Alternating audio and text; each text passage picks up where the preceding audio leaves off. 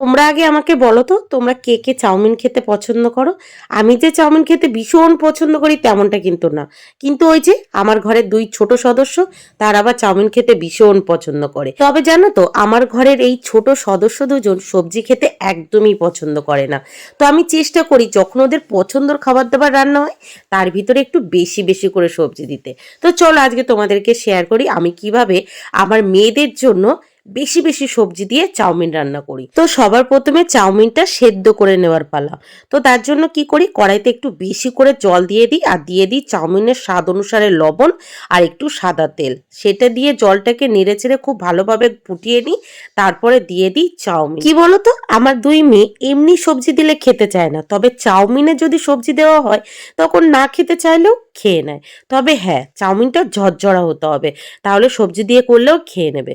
কিন্তু চাউমিনটা যদি ঝরঝরা না হয় তাহলে কিন্তু খাবে না। তো আমি চেষ্টা করি চাউমিনটা সবসময় ঝরঝরা করার। কি সহজ পদ্ধতি অবলম্বন করলাম তোমরা তো দেখেই নিলে। তো চাউমিনটা আমি বেশি সেদ্ধ করি না, ওই 97% সেদ্ধ করি। তারপরে এই যে ঝুড়িতে ঢেলে নিয়ে সাথে সাথেই জল দিয়ে খুব ভালোভাবে ধুয়ে নিই, যাতে একটার সাথে আর একটা চাউমিন না লেগে যায়। এইভাবে যদি সাথে সাথে ধুয়ে নেওয়া হয় তাহলে কিন্তু চাউমিন একটার সাথে আর একটা লেগে যায় না। তারপরে ওই যে সেদ্ধ করার সময় লবণ আর সাথে সাদা তেল দিয়েছিলাম, একটার সাথে আরেকটা লেগে যাওয়ার কোনো প্রশ্নই ওঠে না।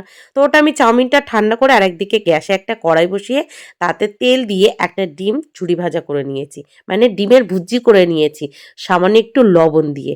আর কিছু এখানে অ্যাড করিনি। গোলমরিচের গুঁড়োটা আমি দিই, কিন্তু ওই যে কড়াইটা বেশি গরম হয়ে গেছিলো, ডিমটা সেই জন্য দিতে দিতেই দেখলাম ভাজা হয়ে গেছে, সেই জন্য তাড়াহুড়োর মধ্যে আর গোলমরিচের গুঁড়োটা দেওয়া হয়নি।